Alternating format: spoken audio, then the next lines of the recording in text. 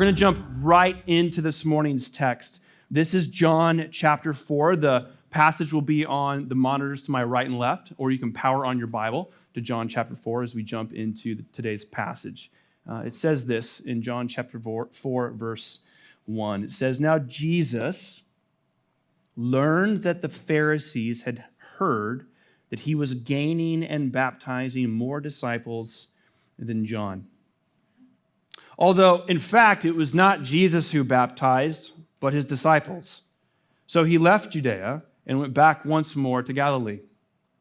Now, he had to go through Samaria. So he came to a town in Samaria called Sychar, near the plot of the ground Jacob had given to his son Joseph.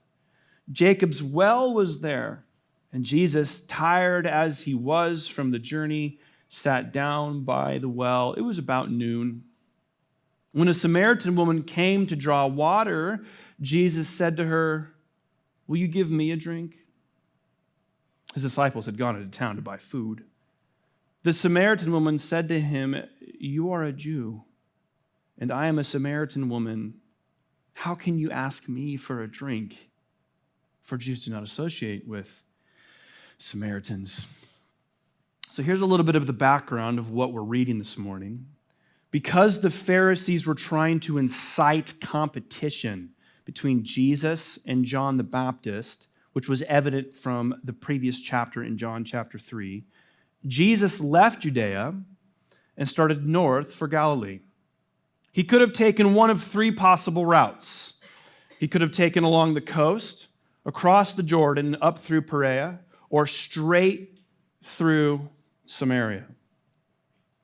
A little history here for you, family. Orthodox Jews avoided Samaritans and Samaria because there was a long-standing, deep-seated hatred between them and the Samaritans. The Samaritans were a mixed race, part Jew, part Gentile. And that was because Assyria captivated this part of Judea, the northern tribes, 10 of the 12, in the mid-700s. And rejected by the Jews, the Samaritans established their own temple and religious services on Mount Gerizim. And this only fanned the flames of prejudice. So intense was Jewish dislike for Samaritans that some Jews would pray that Samaritans wouldn't be raised in the resurrection. It's a sad, sad chapter of Israel's history. It's not Israel's best self, that is for sure. But the passage does not capture Jesus' social breach. The breach of Jesus is lost on our modern mind. There would have been every effort put in by a Jewish person or a Samaritan person to avoid the other. I will take a different route. I will make sure to not frequent the same wells. I will do whatever I can to not run into this person. It can't be overstated that the social line that Jesus crossed was meteoric. It was monumental. It was something that would have been looked down upon by his counterparts. Here's an idea for you as we drift into this passage this morning, is that Jesus will cross human-drawn lines. And he will cross them without hesitation. Even so much so that this long-lasting historical separation from the Jewish community and Samaria, where the Samaritans resided, there was this long-standing tension and hatred between these two people groups, and it was just heartbreaking. As we look back, of course, we're like, what? How is this even possible? And that was their reality. And the Samaritans set up their own temple because they worshiped God too. And here we have Jesus breaching a human-drawn line And it's beautiful because Jesus is not bound by human-drawn lines.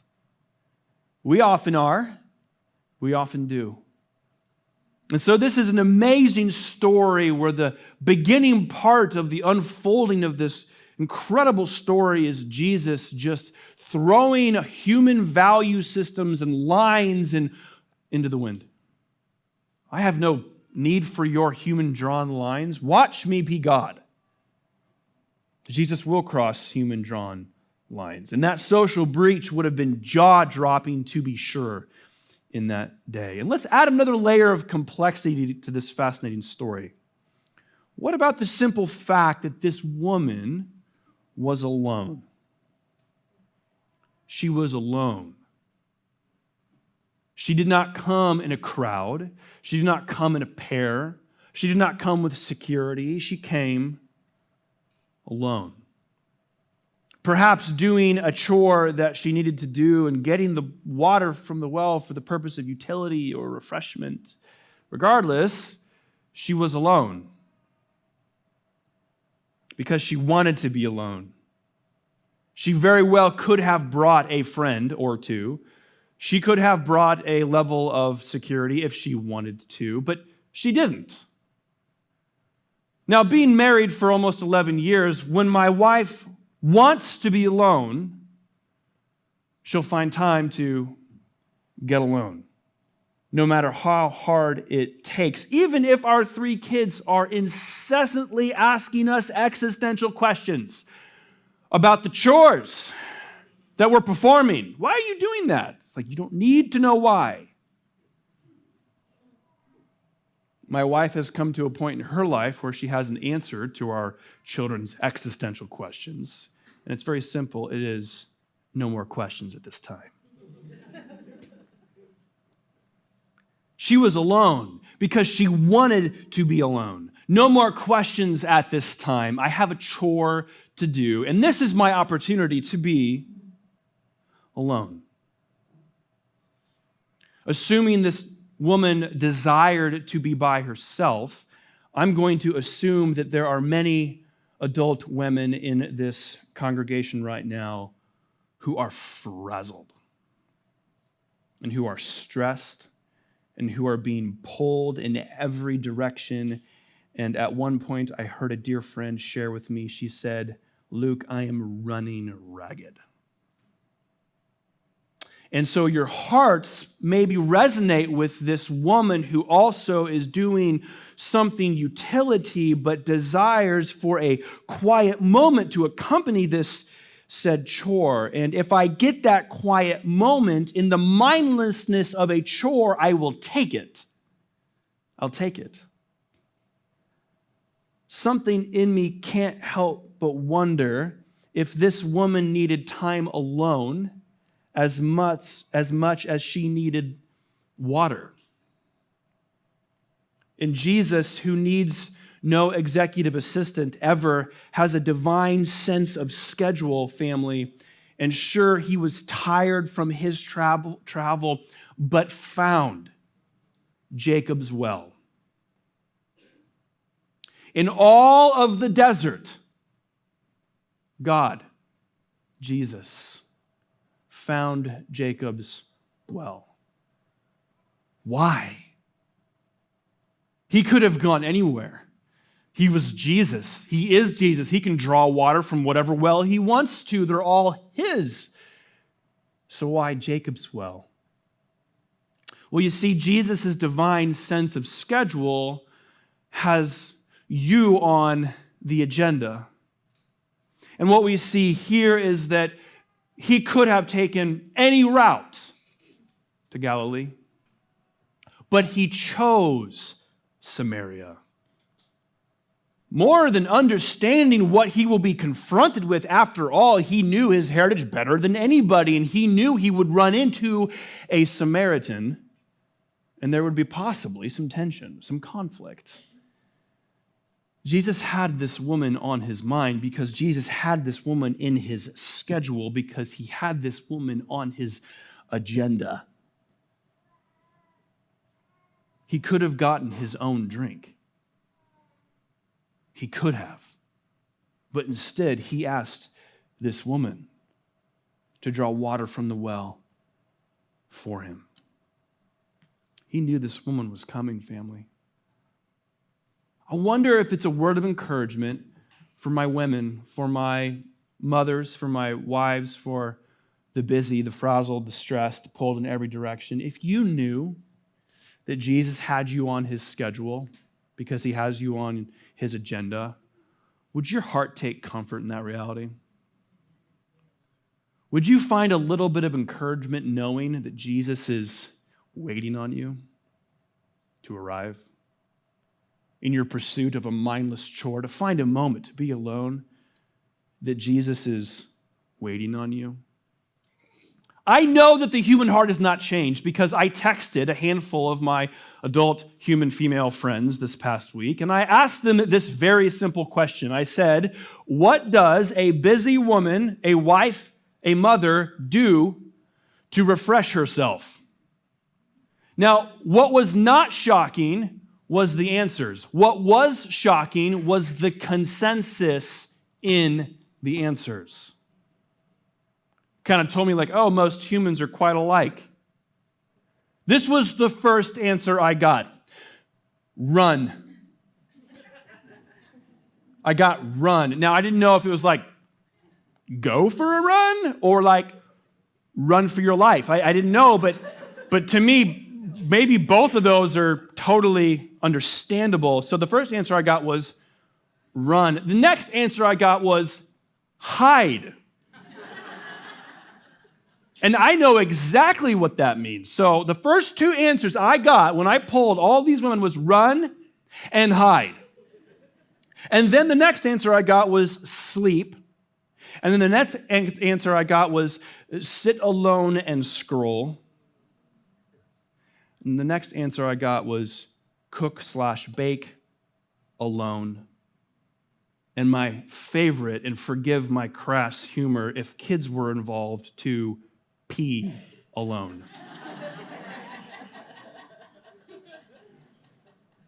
There was much consensus in those answers. All of them were hearting each other's answers. Finally, my kids are in school. I can get a moment to myself. Finally, the nanny has showed up. I've dropped them off at their babysitter. I have a moment to myself. Finally, the demands of my job are leaving me alone for a moment. I have a moment to myself. I just want to be alone, even if it's only for a moment. And even if I have to pair it with a mindless chore, bring it on, I'll take it. Whatever I can do to find a moment to me and just me, surely I can get a moment. There's a kid's book in my house, and I think it's called 5 Minutes Peace. And it's the relationship between baby elephants and mommy elephant. And the whole story is mommy elephant telling baby elephants, the reason I'm going upstairs and leaving you downstairs is for 5 minutes peace. And I think that whether you have children in your life or not at any level, you are running ragged. You are stressed and frazzled and being pulled in every possible direction, and your heart's desire is 5 minutes peace. I just want to get a moment alone. And even if it means I close the bathroom door and lock it, I will.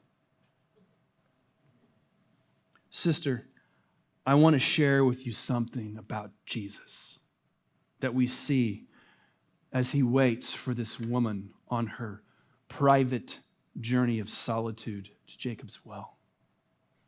This is for your heart, and it might jolt you into reality or jar you into offense. Regardless, you must hear that Jesus will interrupt your pursuit of privacy. He will. And he will do that without apprehension or apology. Jesus, God of God, will interrupt your pursuit of privacy. He, better than anyone else, knows your life.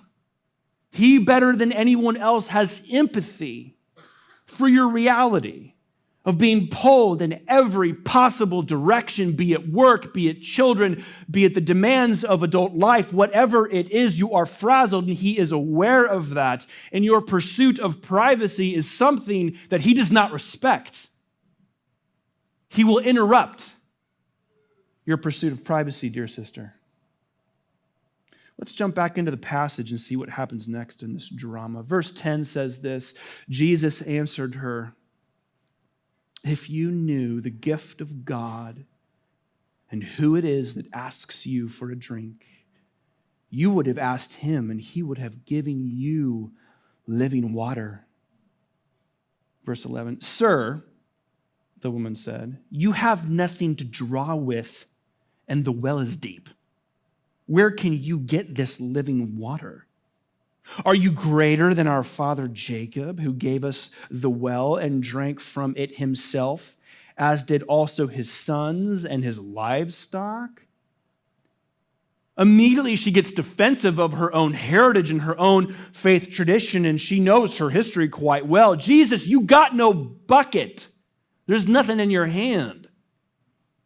She's completely unaware that He's trying to take the water from the well as a metaphor to describe Himself, and this is completely lost on her.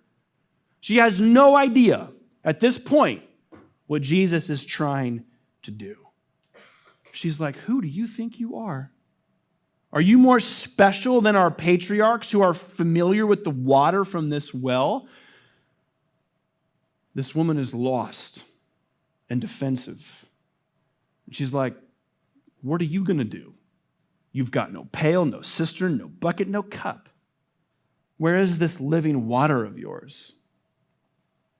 Jesus answers her with mercy in His eyes in verse 13.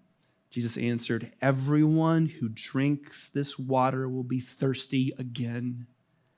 But whoever drinks the water I give them will never thirst.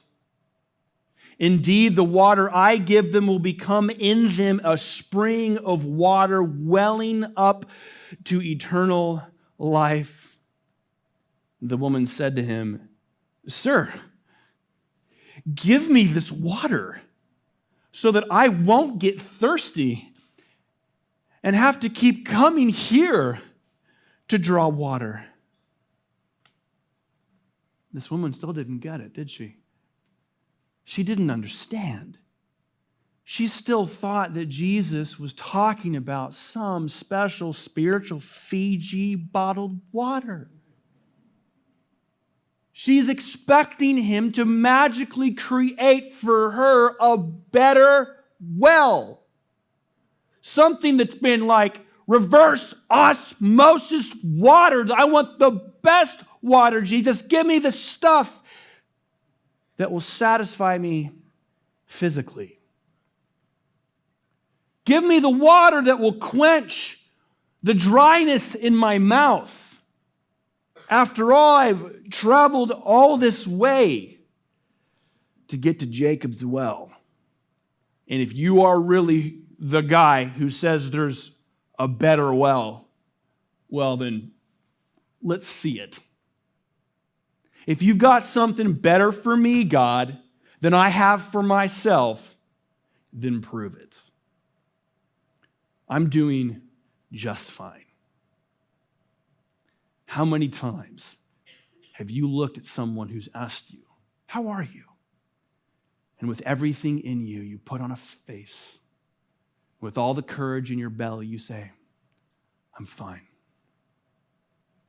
With a smile on your face, knowing full well that you are masking it all, and that you are not fine, and that you are drawing from a well that is running dry.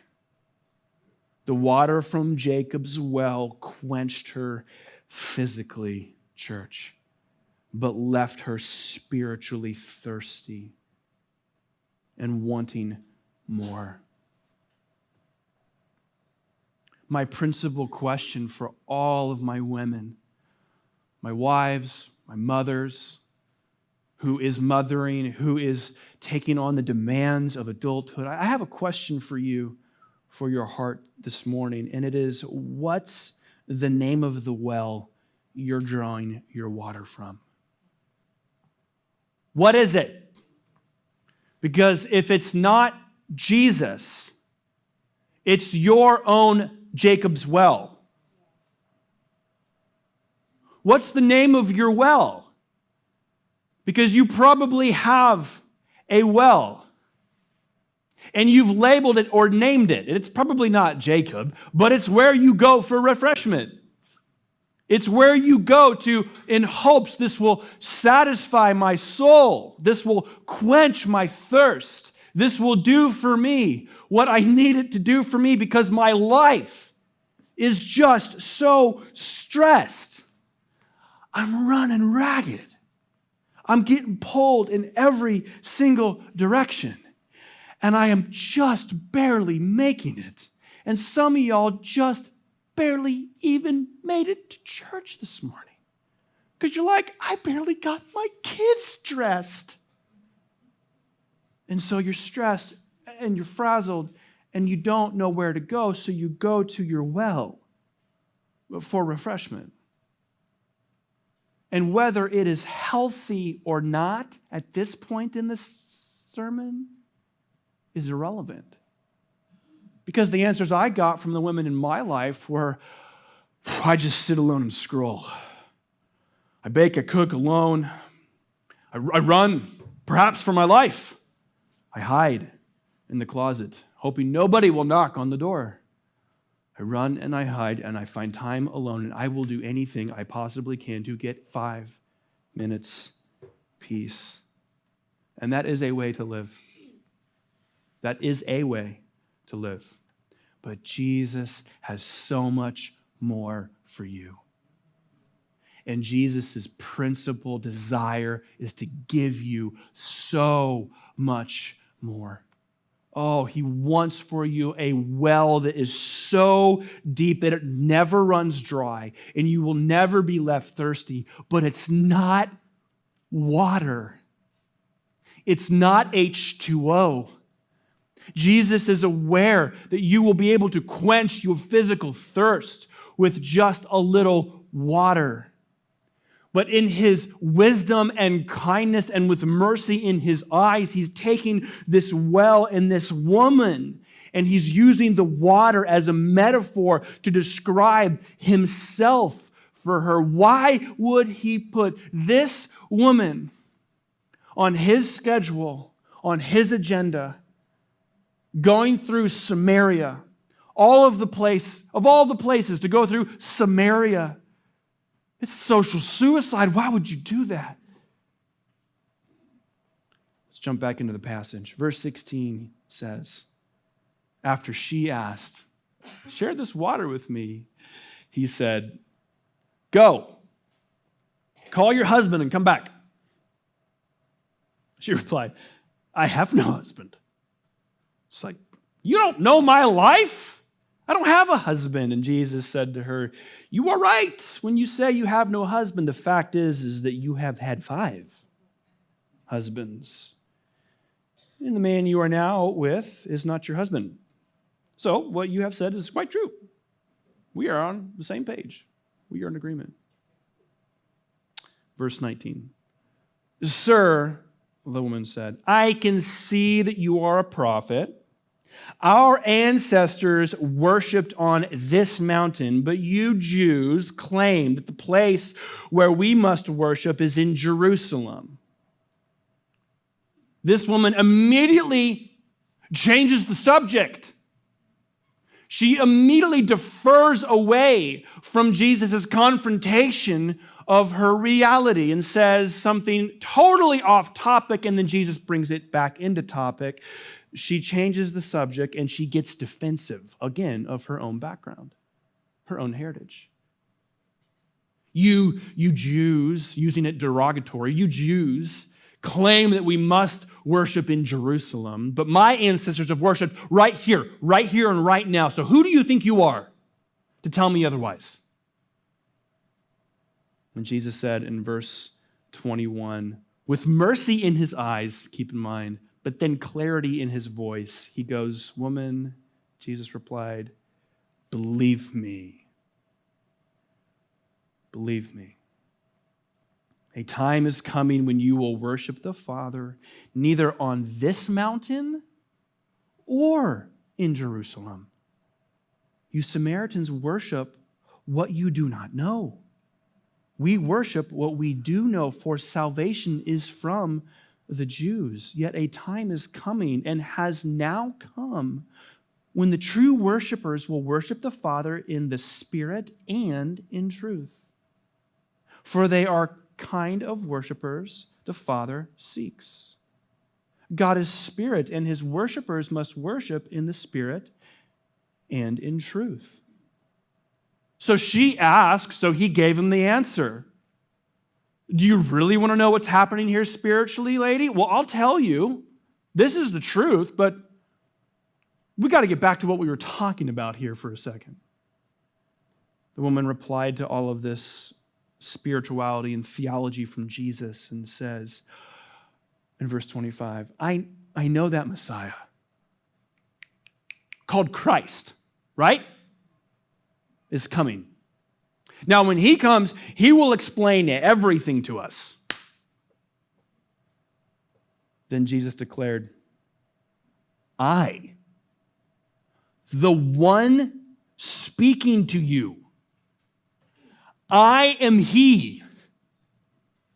I'm God, the one who went out of his way to meet you in the midst of your mess and stress. I am the one, the Christ, the one you are looking forward to, has just met you at the well.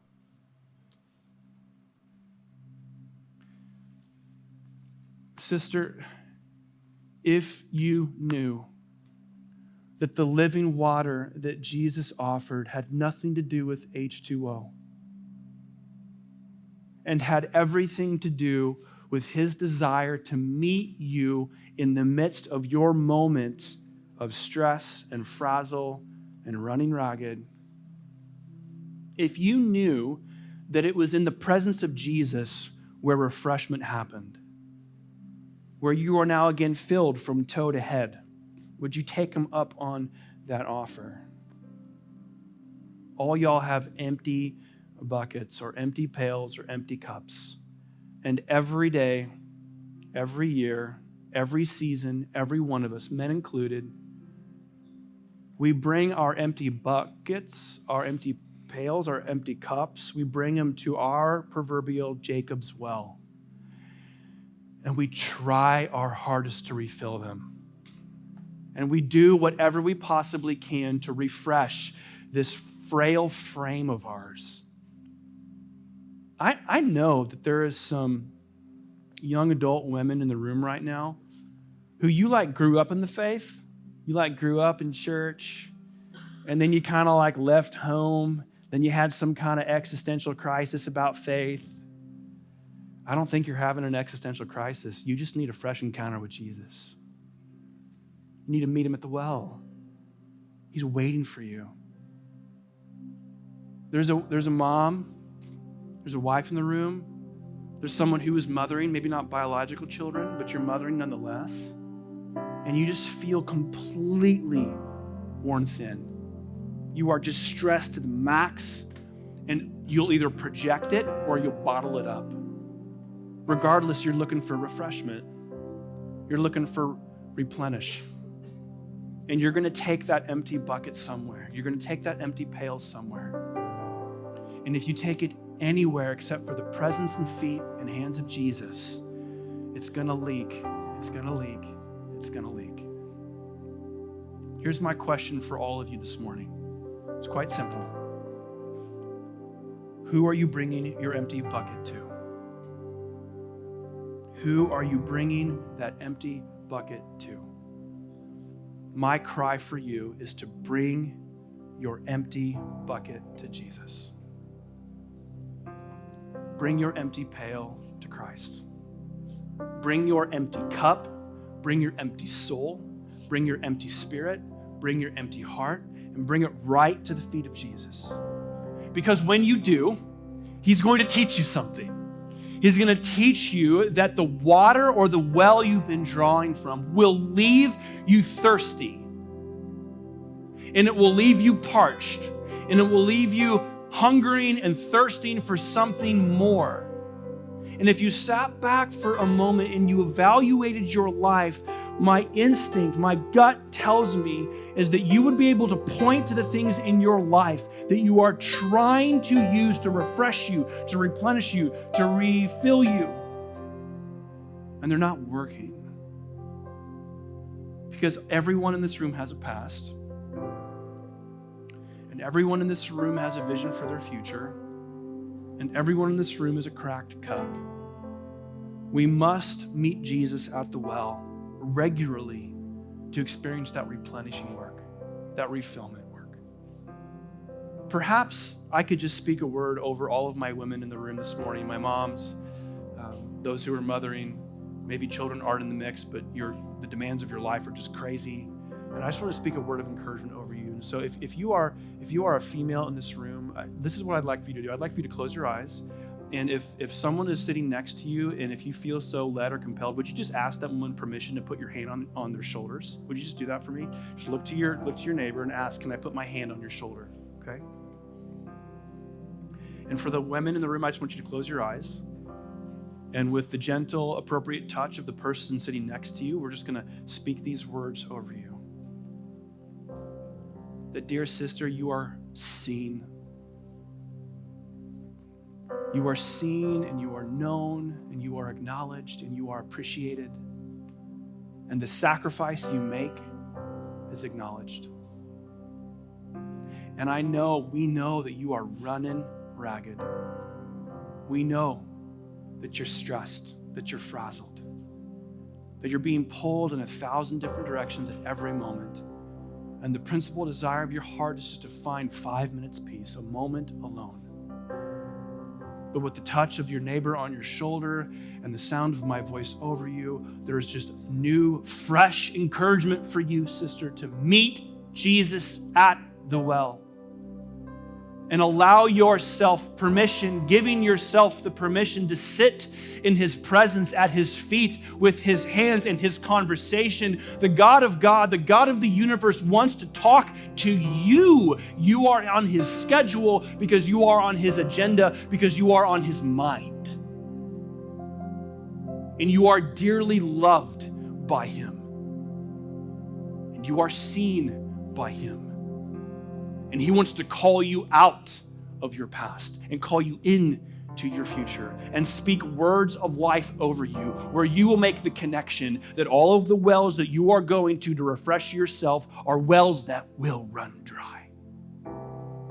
But the one well that will never run dry is a man, is a God. His name is Jesus Christ, and he wants to sit in your presence and refresh you from toe to head so you are overflowing with the water of God in your life, so that instead of running ragged and stressed and frazzled, all of God's love is flowing out of you because it's coming out the top of your head and into people's laps around you. You must sit with Jesus. Let him talk to you. Let him love on you. It's Jesus. It's Jesus. He's the one who has a well that will never run dry. Oh God, that is our prayer over all of these people in this room. Every adult woman in this room, God, we pray heaven's power into their hearts. We pray heaven's love into their hands.